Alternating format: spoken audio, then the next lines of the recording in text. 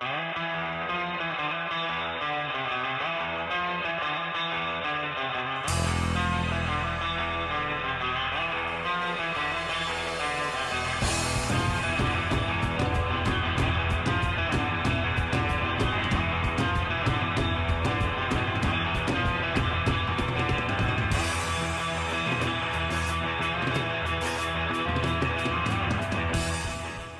week's episode of The Voice Party is brought to you by Big Boy Raps. Get your car wrapped by some of the most experienced and skilled in the Bay. Big Boy Raps, where the big boys play.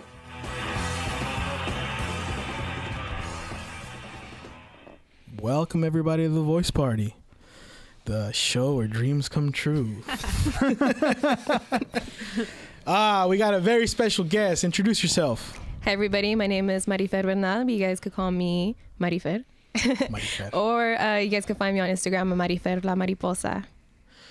Explain to them, do you mind explaining the origin of Marifer? Because I've never heard that name ever. Really? Yeah. No way. No way. Yeah. Have you? No. Yeah. I've never heard Not it. at all.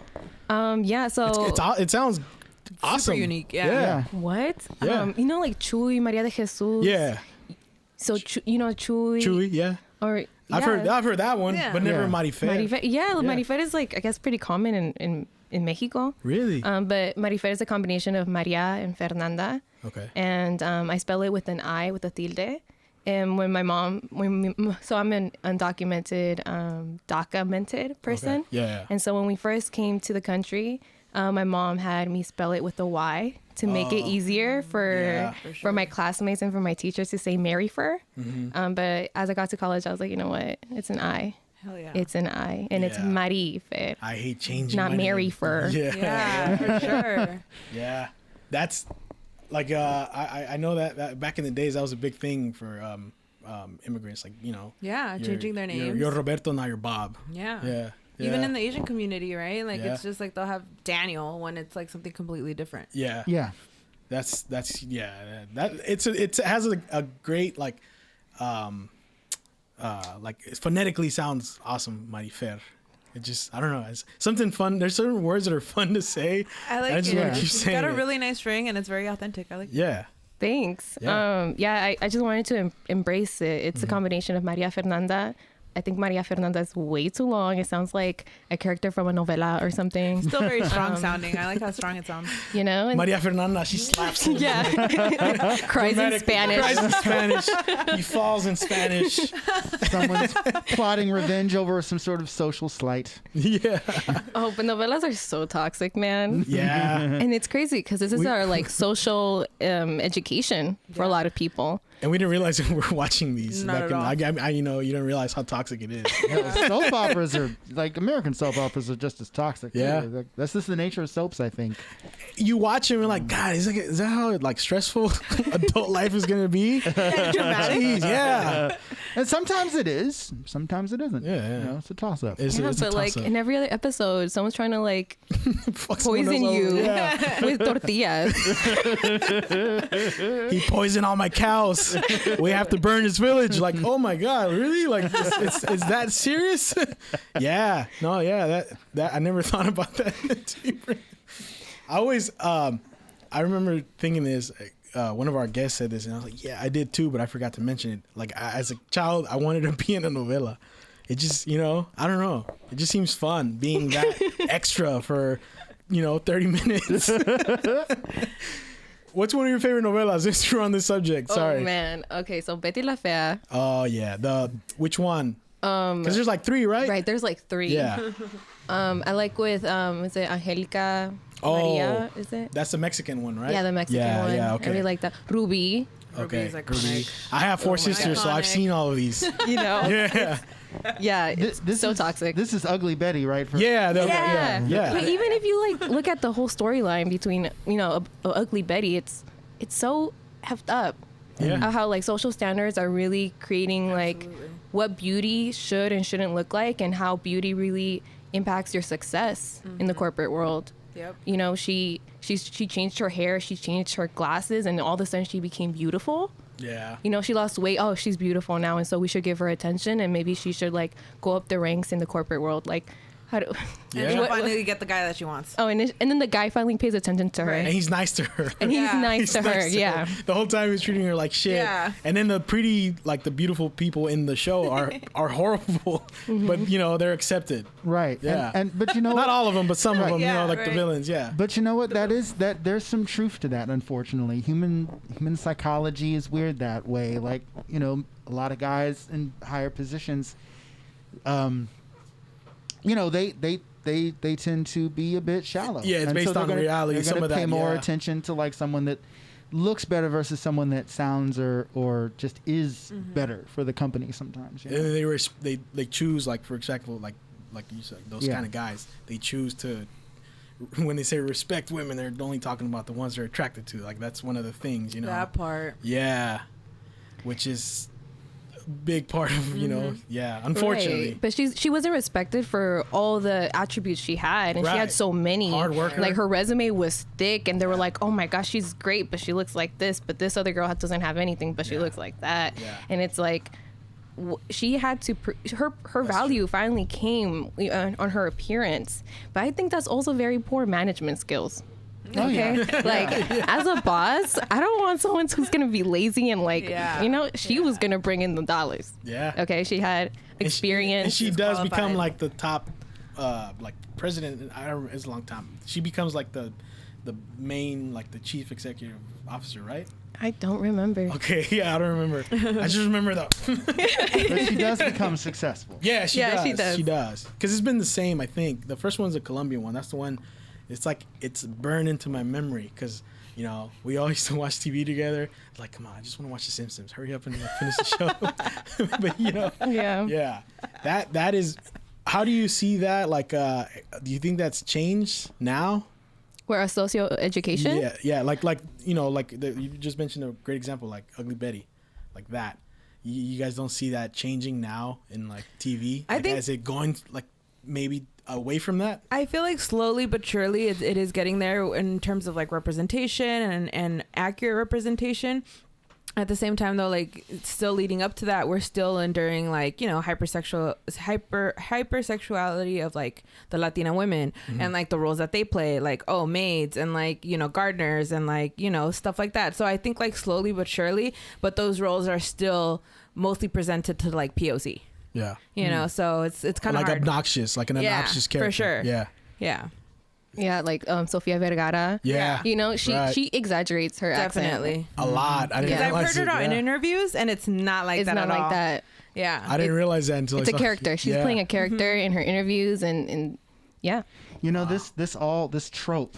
I think they call it the spicy Latina Oh my trope. Spicy, right? yeah. I was reading. There's a YouTube channel I follow called The Take, and they had like an episode tracking this trope. And what I learned is there was a Latina actress back in like the 30s and 40s who actually in real life had a lot of like these fiery outbursts. Like she dated Clark Gable and she was like in the newspaper for like throwing stuff at him and cursing him out in Spanish. So the newspapers dubbed her something like the Mexican Hurricane or wherever she was from. They just dubbed her as that. And then that became her claim to fame. She just got nothing but the angry, over-sexualized Latina role, and that kind of set this standard. It's evolved into, like you mentioned, the maid, like J-Lo was in a movie years ago where she played the maid in Manhattan, and it's kind of like subtly changed, but there's still that whole like they're the other, and a lot of it goes into they talked about a lot of it goes into like they are just sort of a prop, especially in the modern era, to teach the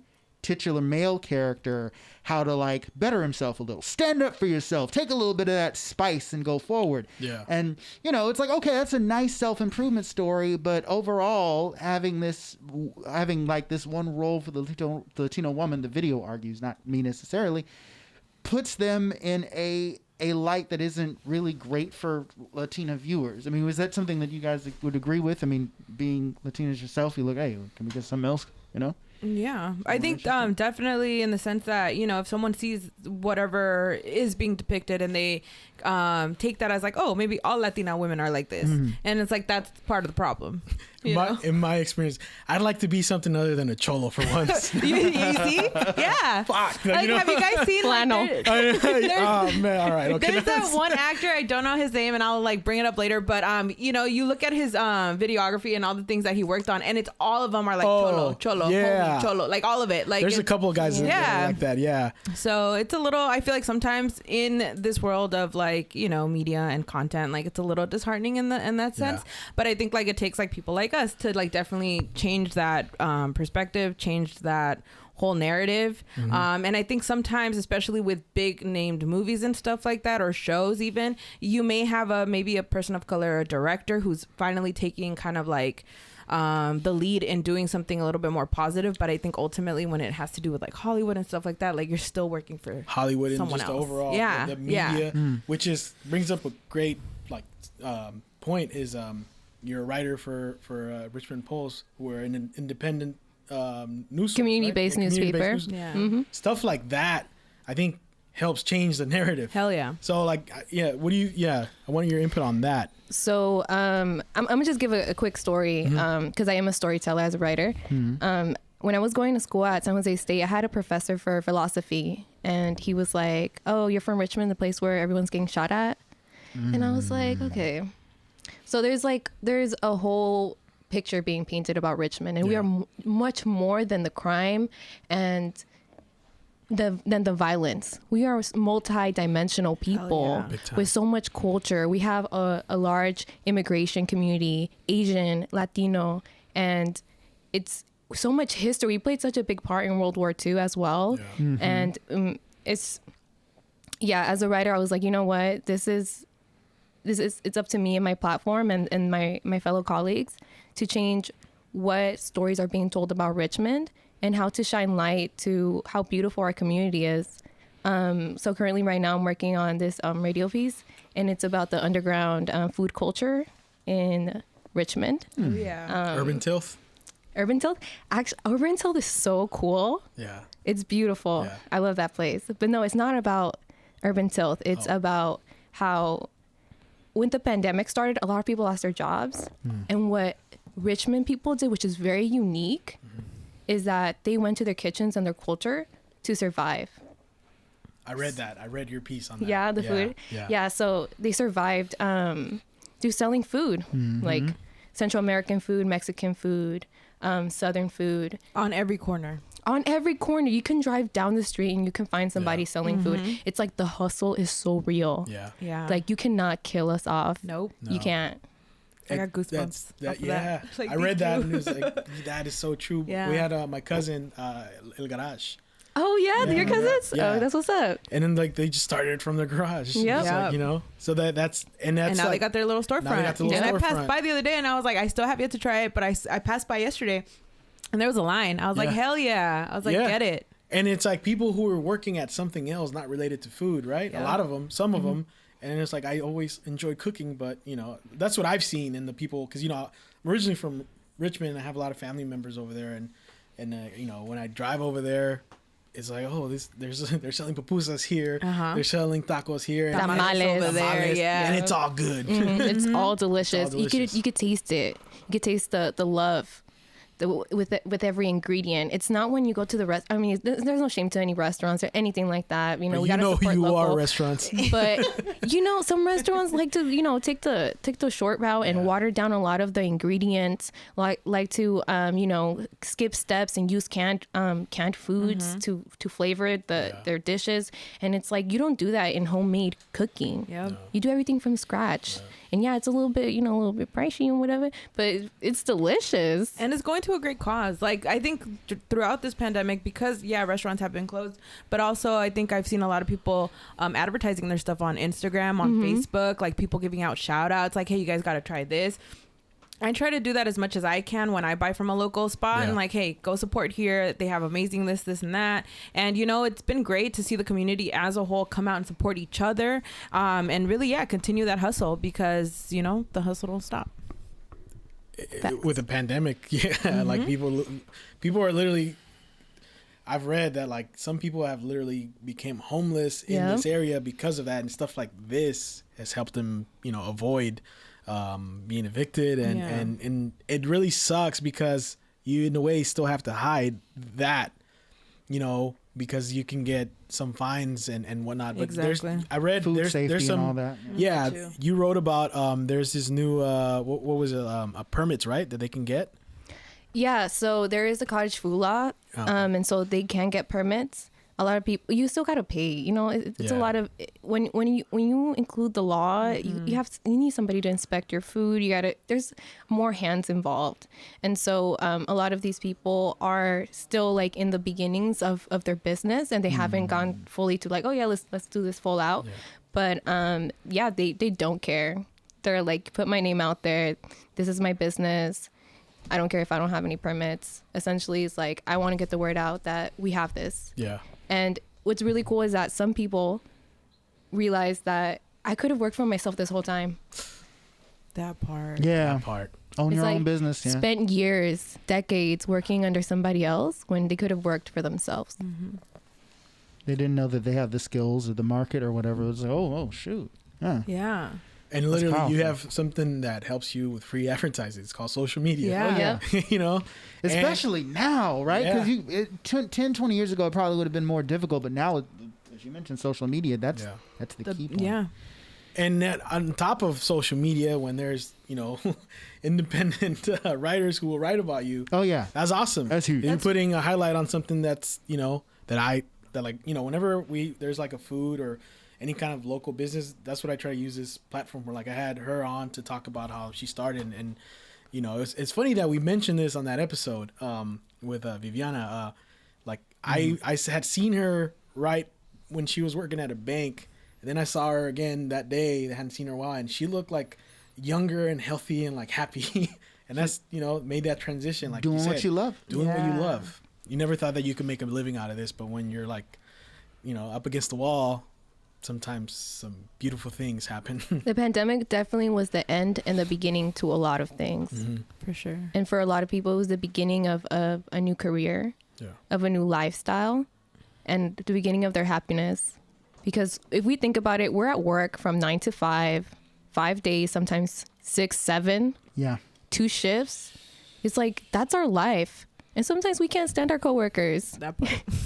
We can't stand our work environments, and that impacts our mental health. Mm-hmm. And then when we include the traffic, that is not healthy for us. Oh yeah, no. Yeah. I haven't seen any research on it, but somebody definitely should. When we're stuck in a box for 2 hours every single day, going and coming. Yeah. We're not sedentary animals. No. We're not like that. It's like, and then we're finally confined. What?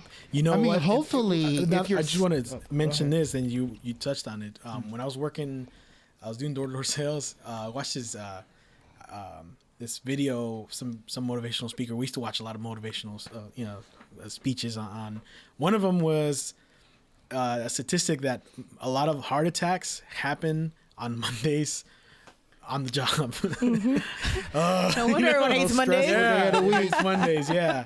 And that goes back to, just where you're doing something you don't love. It just slowly, you slowly kills you off. It does. Yeah. And then I also think it has a lot to do with our education too. I think that especially the education here in West Contra Costa, they weren't built to inspire our passions. Right. Yeah.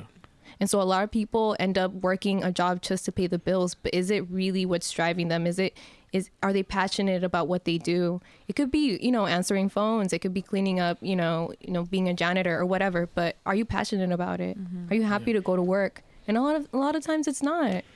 I would say that I think that striving for one's passion, and I'd be a hypocrite if I didn't say that I agree with you on like people should be searching for their passion and they should be doing it. But I think that striving to work without really working, as they say, is a very modern, very millennial Gen Z idea. Because if you ask a boomer or a Gen Xer, it's like, well, that's what you do. You go, you get a job at the bottle factory so you can have your family and your kids, and that's just what you do. Mm-hmm. You work until you're dead, Die, and going all the way back through history, that's always been the case. Even in the early days when we were just a bunch of nomad roamers, you know, it was all about working for the food, providing for the clan, and then eventually dying. So, you know, do we work more than ever before? Yeah, because in the Middle Ages, apparently they used to have like ridiculously long off hours, even then when they were like Europe, you know. So like, yeah, in Europe, but like, but now, like, I think I read something saying that people are working more like than they ever have beforehand.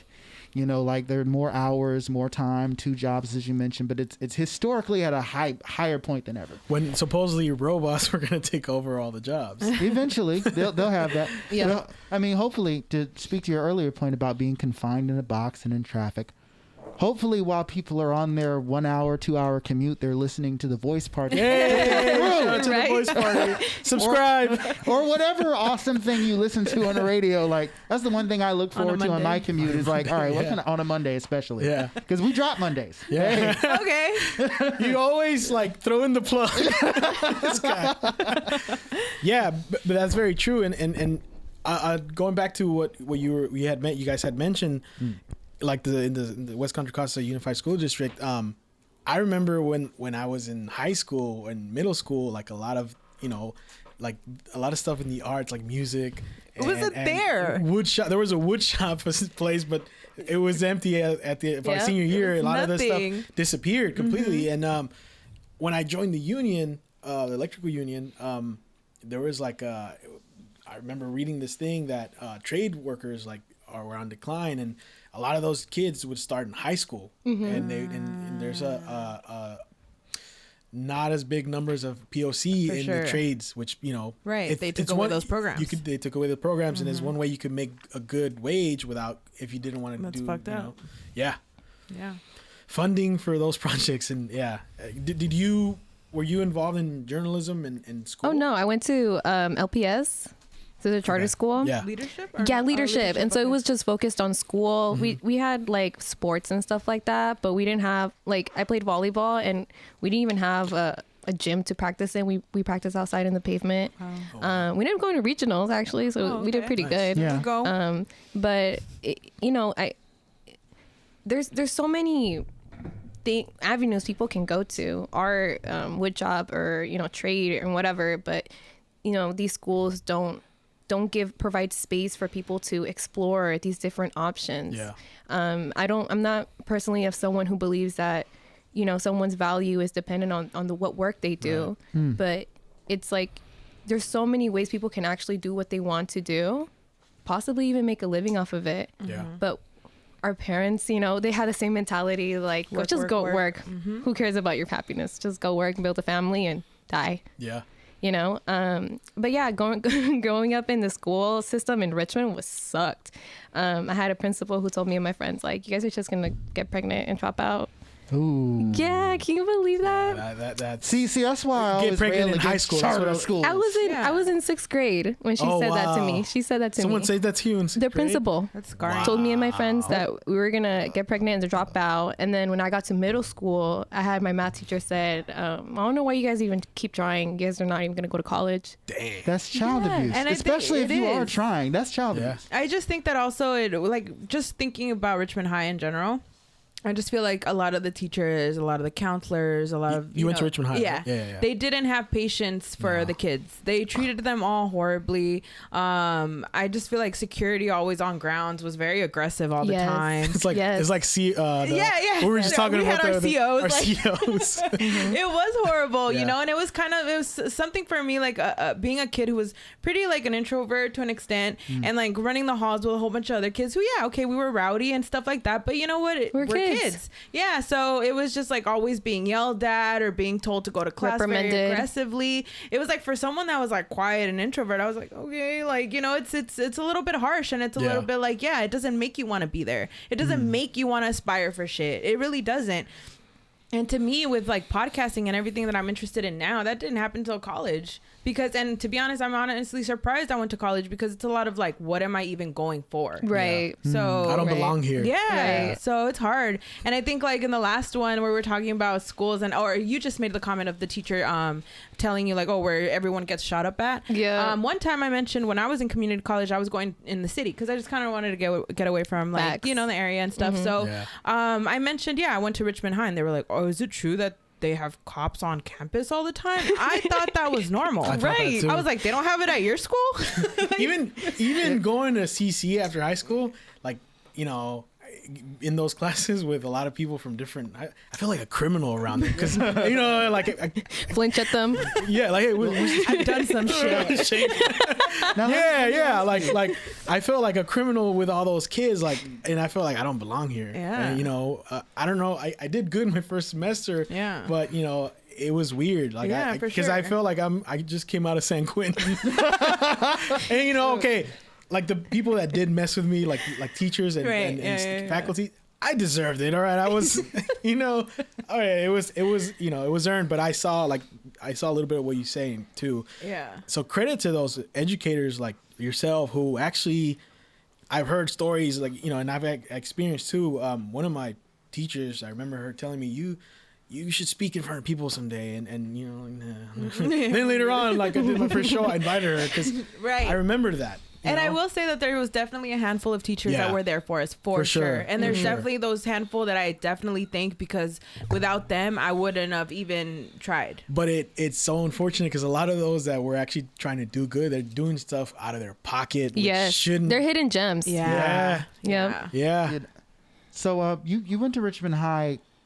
There were metal detectors, right, at your school? No, there wasn't. You see, but everyone's idea is like that there was, and I don't know if there ever was or ever in the past. Was it because of Coach Carter? That like the that movie part. portrayed Yeah. it. They were there, but you know the thing is, there were metal detectors at some of the entrances, but they were not. They were dead. They've been dead. Because there was dude. But in the 90s. In the 90s, yeah, they were like, didn't we have cameras that didn't work also? Yeah. Yeah. Mm-hmm. Well, Yeah. that was a big thing. It was easy to get in and out of the school. We had our little spots where like we're leaving here. There's a hole there. Just walk out, and it was so easy. Math hallway. Let's go. Yeah, you remember that? Yeah. It was so. So that's when I was a freshman. Coach Carter came out, and it was like metal detectors, like. No, like this, there's dudes coming in with Glocks. I mean, it happened, but it wasn't as big as people said. You know, when I went to a party in Fremont, and these kids, you know, you guys from Richmond, you guys have scars, like I think we all felt like yeah, from working landscaping like that. Like, yeah. There are listeners in Marin right now who are just having an aneurysm hearing all this. Like, oh my God. Oh my, yeah, I know, right? like I went to Kennedy, you know what I mean? And I used to say at Kennedy, like, yeah, we're ghetto, and yeah, we have like some stuff going on, but at least we don't have metal detectors at our school like Richmond. So apparently I'm wrong. We never had metal detectors. San Quentin Maybe talking it's shit just- at Pelican Bay. Like, yeah. Well, I remember for a while I was working as like an assistant to the head of the West Contra Costa Unified School District. Cool dude, but he was in like a wheelchair, so I would like drive him around, and we would tour all the different schools in the district. I remember like we went to De Anza, they had just rebuilt De Anza. We went to another school, they had just rebuilt that other school. We're at Richmond High, and he's like, "Look at these lights! They put new bulbs in here. You can see where you're going now." That's all they could spend on that school. We'll put some new bulbs. That's it. Don't ask for anything else. How they used to say we didn't have windows, so they wouldn't shoot at us. They wouldn't shoot. Yeah, that was Y'all didn't have windows either, because we didn't have windows at Kennedy. No, they didn't have They windows. were trying to save us. Oh my goodness. I mean, to trap your imagination. The rumor at Kennedy is we didn't have windows because it was supposedly designed by the same architect that designed San Quentin. So, you know. Oh, yeah. That's We've what I heard that too. That's what I heard also. You know, oh man. And it's always great, like, you know, we like to highlight local artists or local writers because that's the first thing you think of when you think of Richmond. Or you think of, you know, crime. That's like the most talked about thing when it comes it's like to crime and art. Crime and art. And then there's so much more. And for you, what's one of the things that doesn't get highlighted aside, like you just mentioned the food? Is there another thing that maybe we don't hear about when it comes to Richmond? I think the women. The women. mothers, and specifically how they have to right now they have to juggle the pandemic, their work, kids, possibly a marriage, like a whole relationship. Yeah, it's a lot. Yeah. Especially when like some in some areas where it is bad and you take your kids out and you wonder if they're gonna come home, like that kind of stuff. It's like we're daycares it's pretty limited right now. Yeah. So a lot of the help that these women have, they don't have it anymore. A lot of these kids are at home getting homeschooled. They have to juggle that too. It's a lot. I also think the LGBT community can also be highlighted more, because I think Richmond is pretty traditional, which is really weird. I don't think we could. I think we can be more open. Yeah. Okay, we could be definitely more open. But yeah. Yeah, because we are like it's I always thought Richmond and as like a sanctuary for oddballs, for like, for just weirdos. Yeah. That's I mean, because I grew up hanging out with the burnt ramen and stuff, Right, yeah. And a lot of LGBT people there, everyone, weirdos from all different. Definitely. Yeah. So and a lot of those like weirdos from all those other cities would like come Berkeley's here. over here. Yeah, Berkeley. Because we're like everyone's accepted, like places like that. For sure. So yeah, that's one of those. I'm glad you mentioned that. That is very true about Richmond. I mean, we are traditional, but in a way also we have those little underground. Yeah. I would even say that there are elements in the city that are changing. Like I knew when I came, I always knew I was like, I'm going to go into education. I'm going to come back and work at my alma mater. I came back a little sooner because I came back before I got a BA and started working in the after school program over at Kennedy. And I realized that I spent some years away. And when I came back, I was like, wow, things have truly changed, because there was a young man whose name I won't mention, who would come in a complete dress sometimes, right?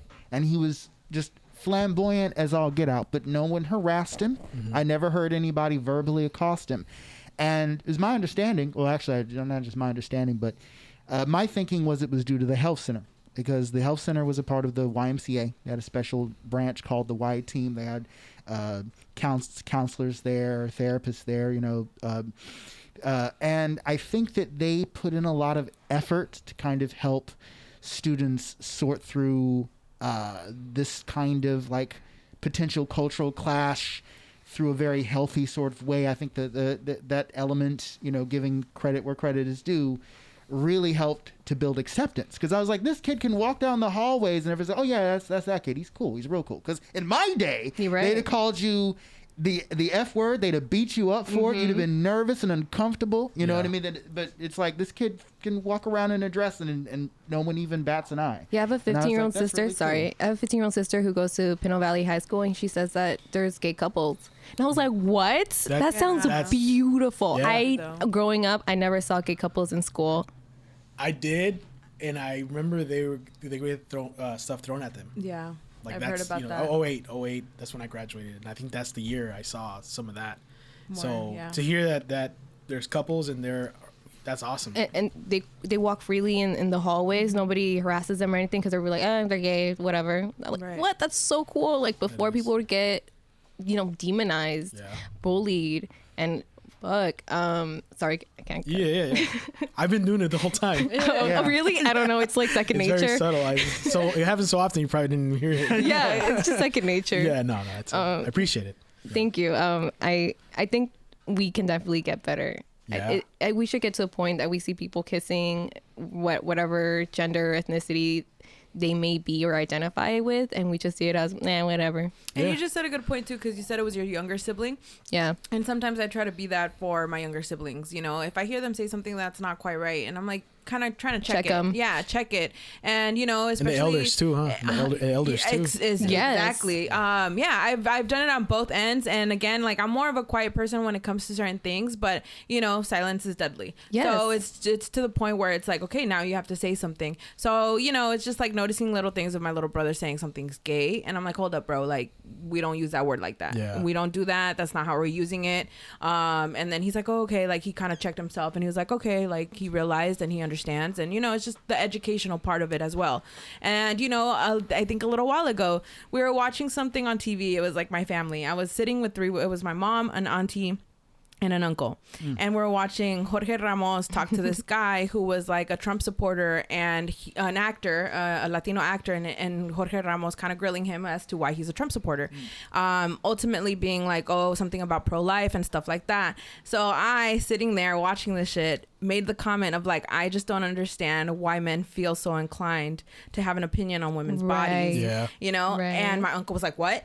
And I was like, I just don't understand. And I repeated myself again. And then we kind of went back and forth. And then my mom was like, all right, let's watch. Or like, let's listen or whatever. And it was kind of infuriating at the same time to have two other women not. So, like, my mom was trying to support me, it seemed like. My other auntie was just very quiet. And my uncle was just very, like, loud and abrupt about it. But, you know, at the end of the day, I felt like you're going to go home and you're going to think of that. Yeah. That I said that. And you're going to remember that shit. You know, it's not something that you just like, oh, it's whatever. And like, no, you're going to think that I said that you as a man don't have a right to say shit about women's bodies. Yeah. So Facts. I felt like it was something. No, for sure. You know, and going off of that point, so we meet, do you know Marisol Cantu? I don't know her. I think like social media. Sol? I've seen. Yeah, I've seen her on social media, but I don't. Yeah, so Hood Not For Sale. Oh, yeah. Eddie. Eddie. Yeah, Eddie. I know Eddie. Yeah, he's a homie. Yeah, since I was. Yeah, I've known him since he was little. Yeah. We have like a poetry open mic night, like monthly. I don't know if you've been in. Yeah, I've been there. Yeah? They asked me to, they asked me to perform. Okay. Because I went at the coffee place.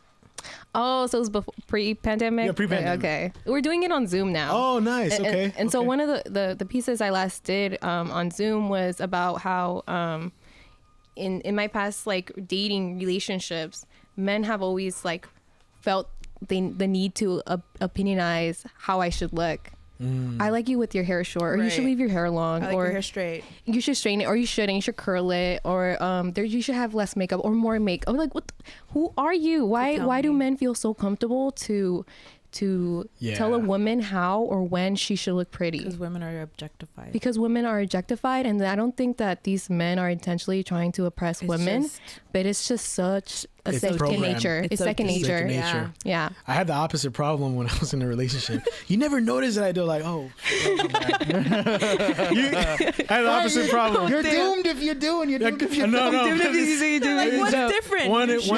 Maybe these guys are just preparing for potential preemptive strikes. Like, I'm noticing. See? No. You did that one thing with your hair one time. I'm just letting you know. I didn't like it. So you're not going to be like, did you notice anything? Like, Did you notice you how I always did my notice. eyebrows today? Like, what? Like, nah. Oh yeah, they look sick. Yeah, they look dope as fuck. I like how they're cubed and they're a little square on the end. Oh my! You know, you brought up something that like you said something about Jorge Ramos. Yeah. I remember thinking Jorge Ramos is hot when I was younger, and that's another thing that like Good looking look, man. you guys can say, "Oh my God, you look so beautiful" to each other, and it's cool, Right. And it's like, "Hey man, you look hot, bro." Yeah, right. That's like I tend to do that to my buddies. You know, It's that toxic come here, bro. Mwah. You know, like, masculinity. it's well not that now, that pandemic, but you know, it's funny because I don't know if you guys know who Dion Cole is, comedian. He has this joke. Guys will never say that to each other, but they do say it in different ways. Yeah. His way is like, if you're walking with your girl, his joke, you're walking with your girl, and you see this old homeless man come, oh, she's so beautiful, you're so lucky, man. Oh, you know, it's like, yeah, thanks. And he's like, yeah, give him a hug, baby. Like, you know, that's when he doesn't think the guy is beautiful. But if another good-looking guy comes up to him and his girlfriend, oh my gosh, she's gorgeous. Like yeah, I know she's gorgeous, bro. Get the fuck out of here. Like that's how guys react to other beautiful guys. Right. Yeah. I don't know why. As a threat. Intimidated. Intimidated. Threat. And that's Yeah. and that's But shit, other men should be able to be like, hey man, you're beautiful. Thanks. yeah. You know, statistically speaking, men live less than women do. And it has a lot to do with the fact how our society has built up. Yeah. Because males' emotions are so suppressed, Big time. including them them just sharing how they feel about each other is so like taboo, Big time. right? To be like, hey bro, you look good today, man. You I like that jacket, bro. I like how you paired it. Like, when can they say that? For us women, like, we go above and oh my god, girl, like I can love what you're wearing, girl. I'm gonna date you. If you don't wife you, I am. I know, right? If we like each other, we have to punch each other. Basically, is the general rule. Like, and I never understood that myself. It'd be like, look. Yeah, if you have to punch me on the shoulder real hard, just let me know we're bros. I'd rather be enemies. It's too much, man. The shoulder's short. That's like, it's very true, because like I've experienced that firsthand with family deaths, where certain family members didn't, they hold it in, and then I had that with one of my family members. After last year, 2019, one of my family members passed away, and we were in the table sharing stories about our uncle who had passed. And then this, I don't want to say who, but this family member was sitting there, and he shared a very insightful story about why he appreciated that uncle. And then he starts doing this, like, on the table, like, and he gets up and he goes to sweep, like there was nothing there to sweep, but I know he was crying. It's like, that's a very a dude moment right there. Like, I've cried in front of these guys before. Like, I'm I was raised by my four sisters and my power mom. to you. Yeah, I hate them. I'm just kidding. They tortured me though. But I thought everybody did that. Like, if I'm feeling like, I remember hanging out with guys sometimes, some of my guy friends, and it was like, oh wow, look at this is so awesome. Like, they look at you like, is he the F word? Right. And I'm like, what? It's great. It looks great. Yeah. So I would want to see that more normalized, and that's why I like stand up, because in a stand up setting, it's actually open. It's accepted for guys to express, emotions, or in the arts, really. And on that same subject, like, KRS-One. KRS-One does. I don't know if you guys are familiar with the rapper KRS-One. He shares his thing. He speaks at colleges now, and one of the things that he mentions is, back in the 60s, according to him, there's like actual files where they try to demasculinize a lot of the black community by taking away their fathers, sending the fathers to war, Vietnam. They didn't realize that their plan misfired, or not misfired, backfired, because they were raised by women, right? And they were very emotional, and they can be vulnerable, and that was a creation of hip hop by all the generation of kids that were raised by their mothers. Wow. The majority. So creativity is a very feminine thing, in my opinion. And that's why, to be just an artist, you gotta be able to be both. Masculine and feminine emotions, and definitely. And understand both, at least. Yeah, empathy. And I think the large problem is trying to define empathy and a lot of these emotions as one gender or another. You know what I mean? It's like, no, we all have a certain level of empathy, and really science would suggest that, like, the people on the lower end of the scale of empathy, like psychopaths, for example, have no empathy at all, regardless of whether they're male or female. That's the definition of a psychopath: someone with no feeling for other people. You know what I mean? So train each other to be. Sadly, especially guys, right? Like, we train each other not to. But how can and it's a condition that I think works on both sides. Like, if I ask you, ladies, out of curiosity, if a guy cried in front of you, like someone that was trying to pursue you romantically, for example, would you respect? I love it. You love it? I cry. It depends. Come to my right? arms. If he's like, please take me back, like crazy, I don't know if you would like. I mean, that depends on the circumstances. But man, if a guy cries, that's hot. That's so attractive. It's like, wow, if it's a stranger, you overcame. It's a stranger. I'm just kidding. I've had homeless people cry to me before. I'm just being hypothetical, like a psycho, like. But it's not as attractive as somebody trying to court me or whatever. Right. But I think it's hot. I was like, ooh, you overcame social, barriers, and ooh, you're like standing up in your masculinity and you're embracing your feminine side. Wow, like, what's up? Come you're here. Not afraid to cry. Yeah. Come to me. Yeah.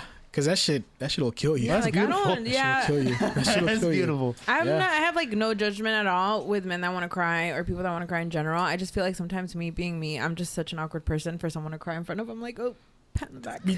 I can be like that sometimes Yeah, too. it's hard. Like it's easy for me to do it by myself. Like one thing that'll get me going if I'm watching something. The other day something got me going. I was watching. You guys have seen the. I was thinking about my family members that passed away 2 years ago. It was two of them, and my dog too, like all in the same year. And I was watching that Adam Sandler sing that song about Chris Farley. Oh yeah, from his stand-up special. I was watching it like,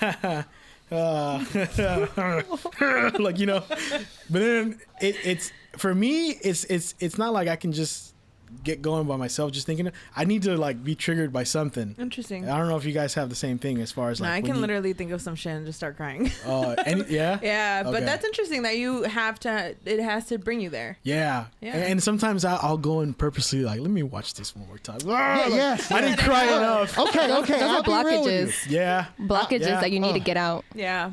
I'll be real with you.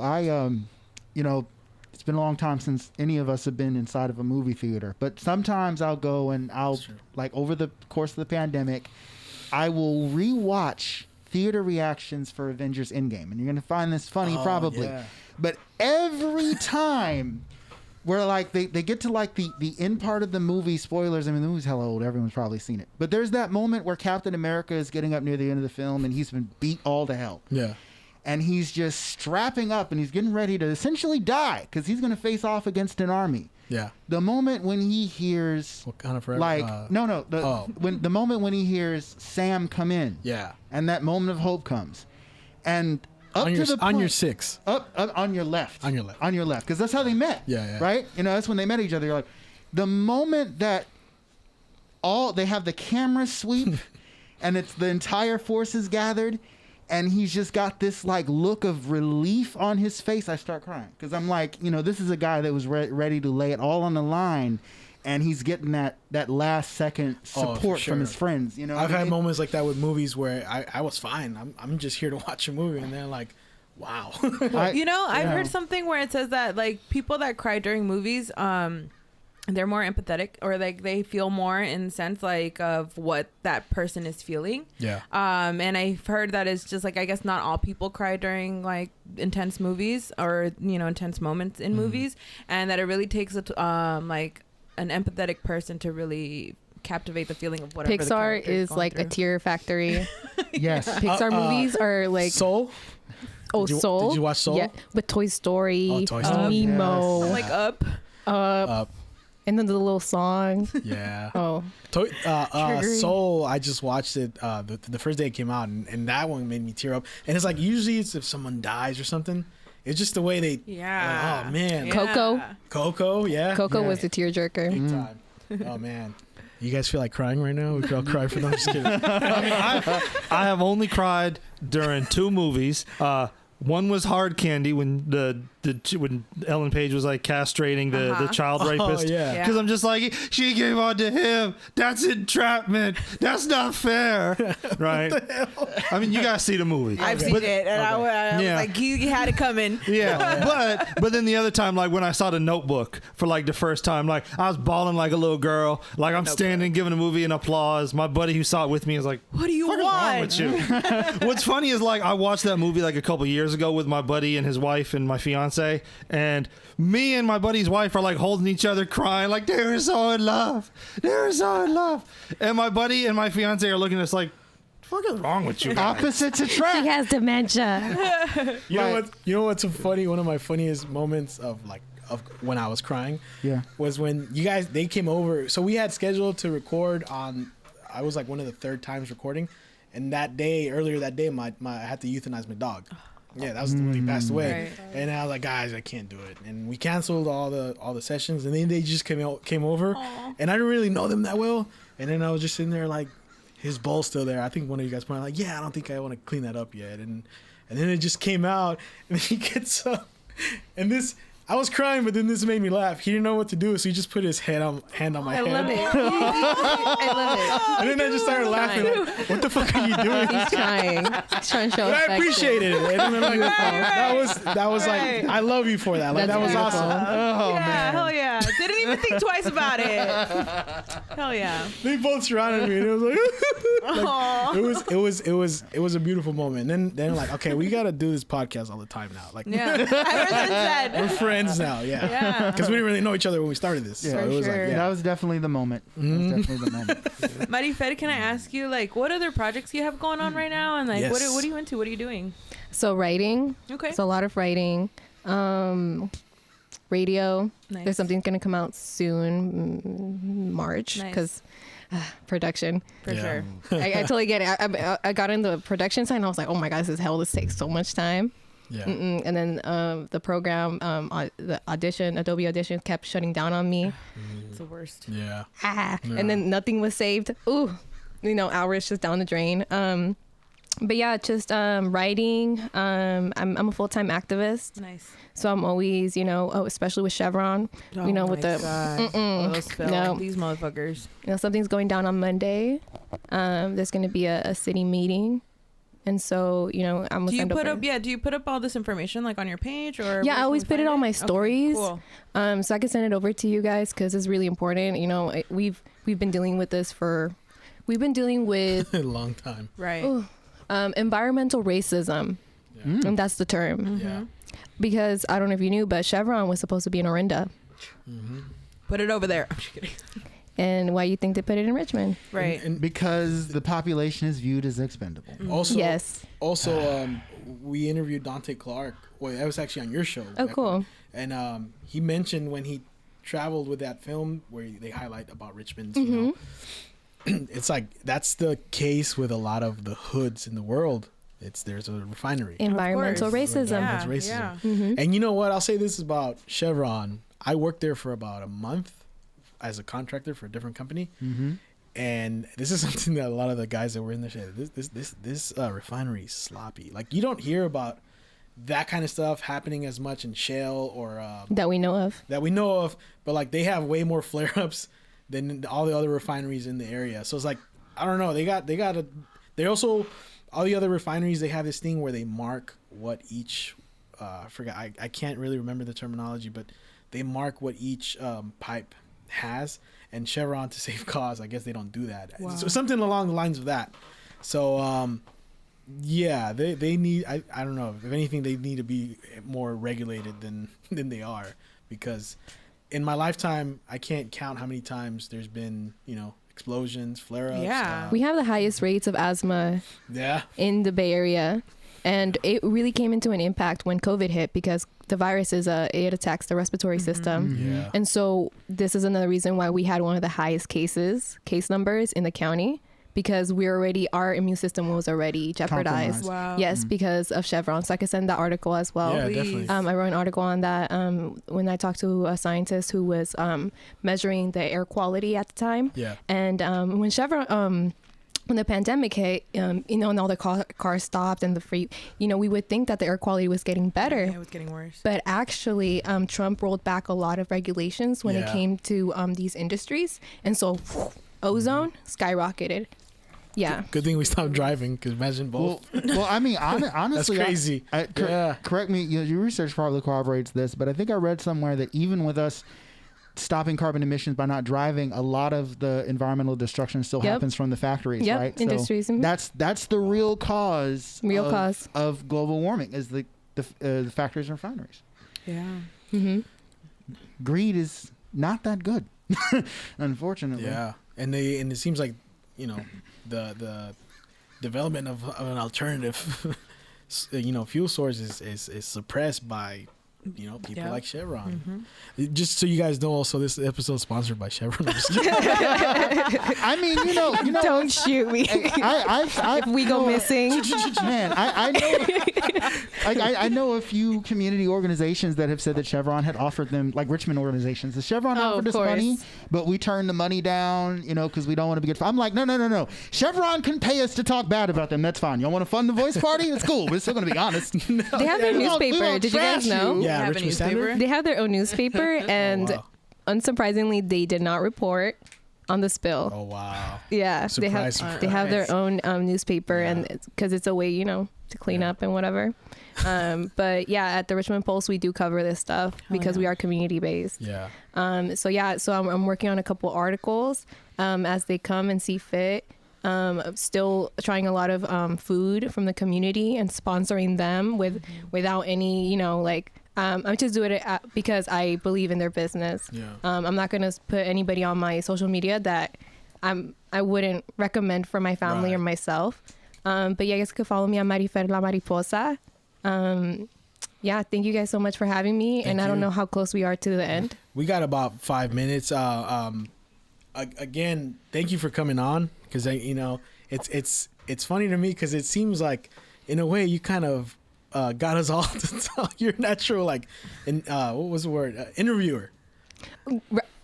I'm a journalist. Yeah. So it's like I'm over here asking you questions. I'm like, okay, okay. Wait, yeah, it's like reverse psychology over here. Like, wait, I'm talking a lot. Like, wait, no, you're really good at what you do. Yes, you Thanks. are. Yeah. So you, Marifer, what was it? Was it again? Marifer _ La Mariposa on Instagram. On Instagram. Yes. And you're currently involved with a couple of things for Chevron. Unfortunately, this is going to air like in a month, but yeah. So Good going. And even if you don't live in Richmond and you're not directly impacted by the emissions that Chevron is putting out, these winds blow into Oakland, into West Oakland specifically. So that's why they also have high asthma rates because of Richmond, how the wind blows. All these spills are impacting the people who swim, fish, and boat in the Bay Area. Yeah. We do have a couple beaches in Richmond. They're not the best, But we still go with our. but we with our still go families. anyways, Yeah. okay? And we Exactly. deserve to have clean water. For We sure. deserve to walk along clean water. We deserve to have breathable air. Our children deserve to breathe healthy air, and we deserve not to have our immune system compromised because we are human beings simply because of that. And like when the last big explosion that happened, the smoke went all the way to Livermore. Yep. Like, dude, it's not just here, Yeah. Yeah. It'll get to you too. It'll get to you It'll too. get to you So too. I remember. speak up. I remember being in high school and when we were graduating, everyone was like, "Yo, I'm getting my 18 money," and I was like, "What 18 money?" Oh, yeah. And they explained Yeah. to me that if you were a kid in Richmond at the time the refinery blew, then there was a big lawsuit or whatever. They owed you money, and I'm like, shoot, because I moved out to Arkansas at age 5, and I'm like, if I just stayed here a little longer, I'd have had some That's 18 I'm not gonna lie, money. I was balling when I got my Chevron money. I was too. picking up the tab every time we went out to dinner. And I was like, please explode again. I'm broke. and what sucks is Yeah. I had asthma any fucking way. So it's like, might as well have just grew up here. What your show's coming out soon, right? Where we can listen. Yes, Okay. it's gonna be out soon, so I'll send it over to you guys. It's Okay. about I do cover some other people that I didn't cover on the print version. Yeah. It's two different things. You also get to hear from the people, which is very beautiful. Right. Yeah, I'll be putting that out soon. But on my social media, it generally revolves around my activism, what's happening in Richmond. I try my best to newscast everything. And yeah, man, I thank you guys so much again. Thank you. This is thanks for being awesome. here. Awesome. It was very insightful. I really appreciate all the information. Yeah. Yes. Thank you. And again, thank you for taking your time to come and talk to us. We appreciate it. Yes, Of course, we next really time with appreciate food. it. Yeah. Next time we'll do an episode of my JD eats bad food. We'll go to a bad. You know what? I would love to. Okay, yeah. Okay. We'll talk talk, about that. yes. Yeah, for sure. Yes. All right, guys. Thank you for listening. That's been the Voice Party. We're out. Bye. Woo. Yay.